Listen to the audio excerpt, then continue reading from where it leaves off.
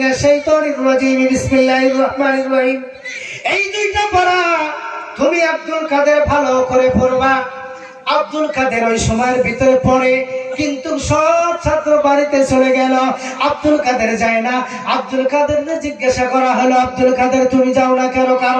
কারণ কি? আব্দুল কাদের বলে, হুজুর গো, আমি এর থেকে আরো অনেকগুলো পড়া পড়তে পারি। হুজুর জিজ্ঞাসা করলেন, কি পড়েন দেখি, একটু শোনাও। আউযু বিল্লাহ পড়াইলো, বিসমিল্লাহ শোনাইলো। এইভাবে শোনাইতে শোনাইতে শোনাইতে 18 পড়া কোরআন শোনায় দেয়। বলেন সুবহানাল্লাহ। আব্দুল কাদেরকে জিজ্ঞাসা করা হলো, আব্দুল কাদের কোন মাদ্রাসায় লেখাপড়া করতে চাও? তোমার উস্তাদের নাম কি? বলে, হুজুর গো, আমি কোনো মাদ্রাসায় লেখাপড়া করি নাই। না, এত সুন্দর পড়া 18 পড়া কোরআন শরীফ, বুখারীর সাথে কোরআন শরীফ কোন জায়গায় থেকে তুমি মুখস্থ করলা? আব্দুল কাদের বলে, হুজুর গো, আমার মা হলো 18 পড়া কোরআনের হাফিজা। আমার মা প্রত্যেকদিন কোরআনুল কারীম তেলাওয়াত করতো। আমি আব্দুল কাদের যখন মার পেটে ছিলাম, ওই মার পেটে যখন আমি ছিলাম আব্দুল কাদের, আমার মা প্রত্যেকদিন তাহাজ্জুদের নামাজ পড়ে কোরআনুল কারীম তেলাওয়াত করতো। আমার মা তাহাজ্জুদের নামাজ পড়তো, আমার মা নফল নামাজ পড়তো, আমার মা নফল রোজা রাখতো, আমার মা প্রত্যেকদিন তেলাওয়াত করতো। আমি আব্দুল কাদের যখন পেটের ভিতরে ছিলাম, ওই মার কোরআনুল কারীম তেলাওয়াত গুলা আমি শুনে শুনে আমি আব্দুল কাদের দুনিয়ায় জন্মগ্রহণ করেছি। জবান ছেড়ে বলেন সুবহানাল্লাহ। আব্দুল কাদের মনে রাখেন, ওনার মা পর্দায় থাকার কারণে, ওনার মা আদর্শবান থাকার কারণে তার পেটে থেকে গন্ধযুক্ত সন্তান না হইয়া বাসনাযুক্ত সন্তান পয়দা হয়েছে না নাই? বলেন, হয়েছে না নাই? আজকাল মনে রাখেন, দুনিয়ার ভিতরে মা যখন গর্ভধারী হয়ে যায়, আসারা যায়, বলে মাসে মাসে একটা করে সুই দেওয়া লাগবে। সুই দেয় না নাই? কারণ কি জানেন?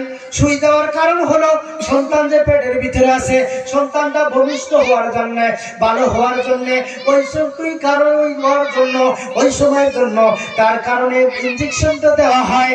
মনে রাখেন, মার নারীর সাথে সন্তানের নারীর সাথে একত্র হয়ে থাকে। কথা বলেন ঠিক কিনা?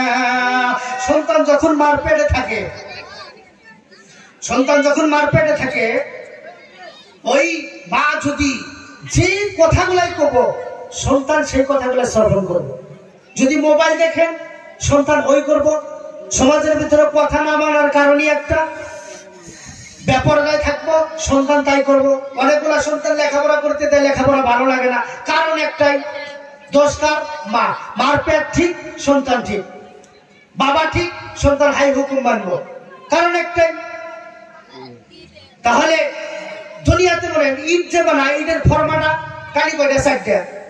ঈদের কানিও 4টা। তাহলে মনে করেন, ঈদের কানিও 4টা, ফরমার কানিও 4টা।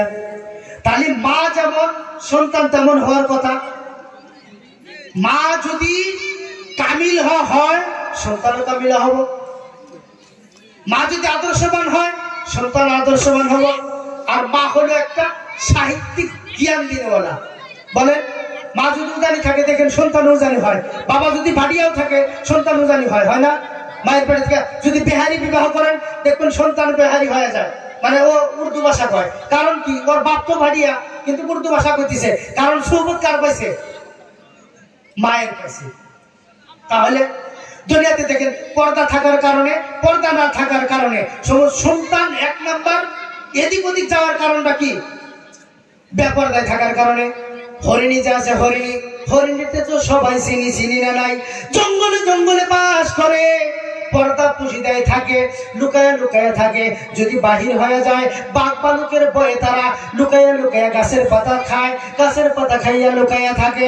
কারণ হলো, বাহিরে যদি বাড়ায়, মানুষেও দইরা খায়, সাপেও দইরা খায়, হরিণকে বাঘেও দইরা খায়। যার কারণে লুকায়া থাকে। লুকায়া থাকার কারণে, পর্দায় থাকার কারণে আল্লাহ রাব্বুল আলামিন ওই হরিণের পেটের ভিতরে নাবির কস্তির দিয়েছে। কথা বলেন ঠিক কিনা? কি জন্য দিয়েছে? পর্দায় থাকার কারণে ওর ভিতরে এমন একটা গন্ধযুক্ত, এমন একটা বাসনাযুক্ত নাবির একটা কস্তির দিয়েছে। হরিণের পেটে নাবির কস্তির আছে না নাই? পর্দায় থাকার কারণে ওই হরিণীর পেটের ভিতরে আল্লাহ পাক রব্বুল আলামিন ওই হরিণীর পেটের ভিতরে বাসনাযুক্ত সুন্দর কস্তুরী তৈরি করে দিয়েছে। বাইরে আমার বহুত দূর যদি আমার মা বোনেরা যদি পর্দায় থাকেন, আমার মা বোনেরা যদি লুকায়া থাকেন, আমার মা বোনেরা যদি কোরআন পড়নেওয়ালি হয়ে যান, মা বোনেরা যদি পর্দাকারী হয়ে যান, মা বোনেরা যদি তাহাজ্জুদকারী হয়ে যান, হরিণীর পেটে যেরকম পর্দায় থাকার কারণে বাসনাযুক্ত দিয়েছে, আপনার পেটে থেকেও আল্লাহ পাক বাসনাযুক্ত সন্তান পয়দা করে দিবে। ছাগলের পাড়া চেনেন না নাই? হিন্দুরা যে কালীর নামে পাড়া চাইলে তাই পাড়ারও চেনেন, দেখছেন তো সবাই, হুজুরও তো দেখছেন।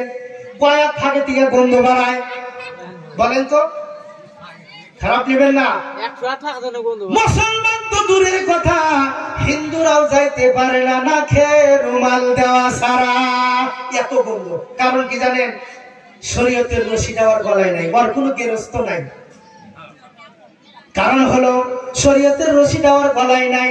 ওই জায়গায় ভিতরে যেখানে খায় ওখানে রাখ, ওখানে কথা বলতেছে, ওর জায়গায় থেকে একটা কলা থাপ্পা দিয়ে খাইতেছে, ওর জায়গায় থেকে একটা কফি নিয়ে খাইতেছে, ওর কোনো গেরস্ত নাই, ওকে কেউ কিছু বলে না। কালীর নামে থাইকা দেওয়ার থাকার কারণে আল্লাহ রাব্বুল আলামিন ওই পাঠার গতরে গন্ধযুক্ত পয়জন তৈরি করে দিয়েছে। আপনারা যদি স্বামীর নাফরমানি করেন, আপনারা যদি বেপরদায় থাকেন, আপনারা যদি স্বামীর হুকুম ছাড়া এদিক ওদিকে যান, আপনারা যদি বাড়ি বাড়িতে স্বামীর হুকুম ছাড়া এদিক ওদিকে যান, আপনারা যদি গানের ফিরে যান, আপনারা যদি মঞ্চে যান, আপনারা যদি খারাপ কাজে যান, মনে রাখেন আপনার গঠনের ভিতরে, আপনার শরীরের ভিতরে আল্লাহ রাব্বুল আলামিন গন্ধযুক্ত পয়জন তৈরি করে দেয়। ওই মা জননীর পেটে থেকে খারাপ সন্তান তৈরি হয়ে যায়।